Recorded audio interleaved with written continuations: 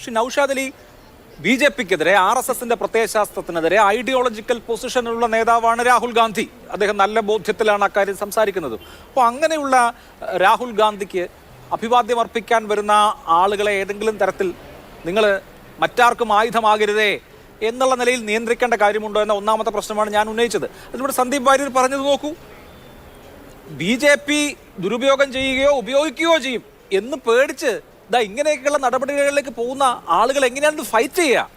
നേർക്കുനേർ പോരാട്ടത്തിൽ ഇതുപോലെയുള്ള കോംപ്രമൈസുകൾ വരുത്തുന്ന ആളുകൾ നേർക്കുനേർ നിന്ന് ഫൈറ്റ് ചെയ്യുന്ന ആളുകളാണോ?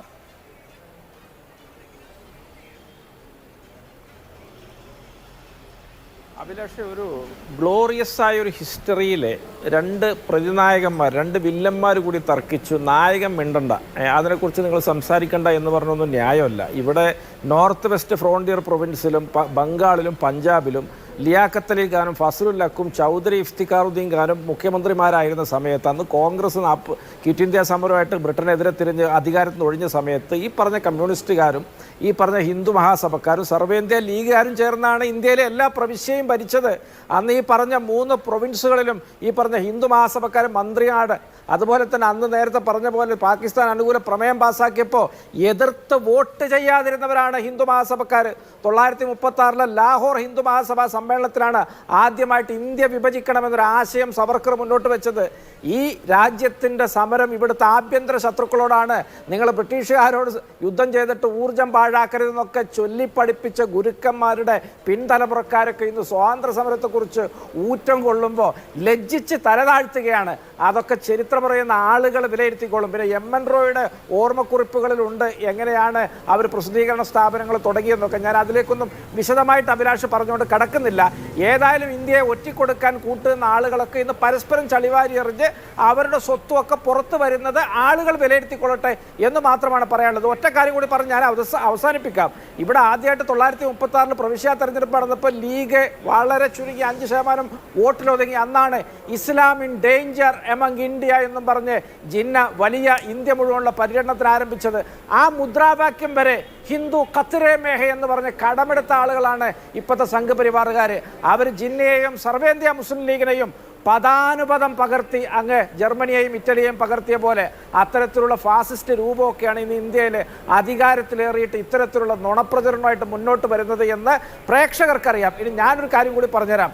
ഇവിടെ ഇന്ത്യ രാജ്യത്തെ സംബന്ധിച്ചിടത്തോളം അസത്യങ്ങളെ, ഇല്ലാത്ത കഥകളെയൊക്കെ പെരുപ്പിച്ച് കാട്ടി ലക്ഷക്കണക്കിന് വാട്സപ്പ് യൂണിവേഴ്സിറ്റികളിലൂടെ ആളുകളുടെ നിരക്ഷരത്വമൊക്കെ മുതലെടുത്തുകൊണ്ട് അടിച്ചേൽപ്പിച്ച് അവരെയൊക്കെ ഒരു മാസ് ഹിസ്റ്റീരിയയിലേക്ക് കൊണ്ടുപോകുന്ന പണി ആസൂത്രിതമായിട്ട് BJP നടത്തുന്നു. മാധ്യമ സ്ഥാപനങ്ങളെ വിലക്കെടുക്കുന്നു, കോർപ്പറേറ്റുകളെ കൂട്ടുപിടിക്കുന്നു, ഭരണഘടനാ സ്ഥാപനങ്ങളെയൊക്കെ വരിയുടച്ച കാളകളാക്കി മാറ്റുന്നു, കോടതികളെപ്പോലും അസ്ത്രപ്രജ്ഞരാക്കി നിർത്തുന്നു. ഇത്തരത്തിൽ സമ്പൂർണ്ണ ആധിപത്യം നേടി അവർ മുന്നോട്ട് പോവുകയാണ് എല്ലാ ജനാധിപത്യ വിരുദ്ധ മാർഗങ്ങൾ ഉപയോഗിച്ചുകൊണ്ട്.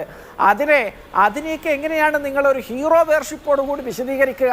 അത് യഥാർത്ഥത്തിൽ അവർ പ്രതിനായകന്മാരാണ്. ഈ രാജ്യത്തെ കാർന്നു തിന്നുന്ന വൈറസുകളാണ്. ഇതിൻ്റെ നന്മകളെയൊക്കെ കടത്തിക്കൊണ്ടു പോകുന്നവരാണ്.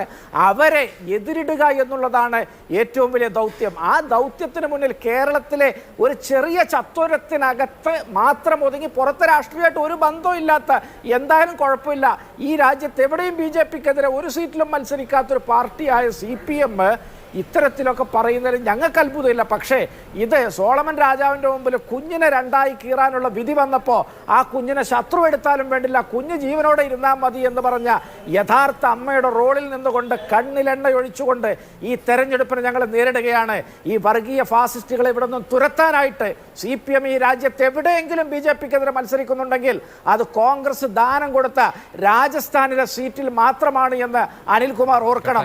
നിങ്ങൾ ഇത്തരത്തിൽ ഈ ചെറിയ പരിസരത്ത് നിന്നുകൊണ്ട് ഇങ്ങനെയൊക്കെ കോൺഗ്രസിനെ മുഖ്യശത്രുവാക്കി നേരിട്ട് മുന്നോട്ട് പോകുന്നത് ഇവിടുത്തെ കേവല വിജയത്തിനപ്പുറത്തും മറ്റൊന്നും കണ്ടല്ല എന്ന് എല്ലാവർക്കും അറിയാം. ഈ കേരള സംസ്ഥാനം വളരെ കൃത്യമായിട്ട് എങ്ങോട്ട് വിധി എഴുതണമെന്ന് തീരുമാനിച്ചു കഴിഞ്ഞിട്ടുണ്ട്. നിങ്ങൾ ഇത്തരത്തിലുള്ള പുലഭ്യം പറച്ചിലുകൾ നടത്തിയിട്ടൊന്നും അത് മാറാൻ പോകുന്നില്ല എന്ന് അനിൽകുമാറിനെ CPM-നെയൊക്കെ ബോധ്യപ്പെടുത്താൻ ഞാൻ ആഗ്രഹിക്കുകയാണ്. ഏതായാലും BJP-ക്കെതിരെ ഈ കോൺഗ്രസ് അതിൻ്റെ ചരിത്രത്തിലെ ഏറ്റവും കുറഞ്ഞ സീറ്റിലാണല്ലോ മത്സരിക്കുന്നത്. അത് BJPക്കെതിരെയുള്ള പോരാട്ടത്തിലെ ഞങ്ങളുടെ വിശാല മനസ്കതയും ഞങ്ങളുടെ ലക്ഷ്യബോധവുമാണ് അത്തരത്തിലുള്ള എല്ലാ തീരുമാനങ്ങളിലേക്കും ഞങ്ങളെ നയിക്കുന്നത്. സീറ്റുകൾ വിട്ടുകൊടുക്കുന്നു, നിലവിലുള്ള ഒരു രാഷ്ട്രീയ സാഹചര്യത്തിന്റെ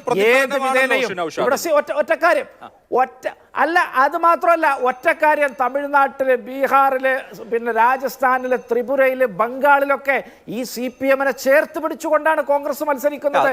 സാധ്യമായ എല്ലാവരെയും അണിനിരത്തിക്കൊണ്ട് രാജ്യത്തെ വീണ്ടെടുക്കാനുള്ളൊരു പോരാട്ടം നടത്തുകയാണ്.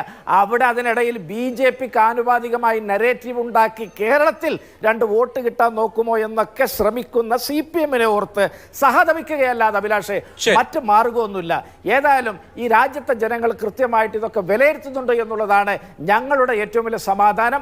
മുസ്ലിം ലീഗിന് ഇല്ലാത്ത പരാതിയൊന്നും മുസ്ലിം ലീഗിന്റെ പേരിൽ അങ്ങനെ CPM സ്വയം വാപ്പ ചമഞ്ഞ് മുന്നോട്ട് വന്ന് ഇങ്ങനെ പരാമർശിച്ച് മുന്നോട്ട് പോകേണ്ട കാര്യമില്ല. അത് അവരെ കൃത്യമായിട്ട് പറഞ്ഞിട്ടുണ്ട്. അവർക്കറിയാം എന്ത് ചെയ്യണമെന്ന്.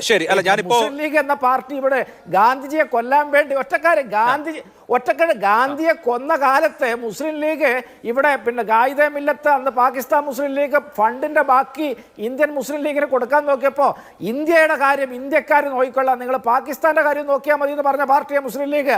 62-ൽ ഇന്ത്യയുടേതെന്നും ചൈനയുടേതെന്നും പറഞ്ഞ് സ്ഥലജല വിഭ്രമം CPM-നുണ്ടായ കാലത്ത് സ്വന്തം മകൻ മിയാഖാനെ അതിർത്തിയിലേക്ക് യുദ്ധത്തിന് പറഞ്ഞയച്ച ആളാണ് ഗായിദെ മില്ലത്ത്. ആ പാർട്ടിയാണ് മുസ്ലിം ലീഗ്. അങ്ങനെയുള്ള മുസ്ലിം ലീഗിനെ നിങ്ങൾ കൂടുതൽ ചൊറിഞ്ഞു മാന്തണ്ട. അവർക്കറിയാം ഈ രാജ്യത്തിന്റെ നന്മ എന്താണ്, എങ്ങോട്ടാണ് ചലിക്കേണ്ടത്, ചരിക്കേണ്ടത്. വളരെ സുമനസ്സുകളായ സുവിദിതങ്ങളും സുചിന്തിതങ്ങളുമായ തീരുമാനങ്ങളാണ് അവരുടേത്. അത് കാലം തെളിയിച്ചതാണ്. ഈ വിഷയത്തിലും അത് നാളെ കാലം തെളിയിക്കും അഭിലാഷ്.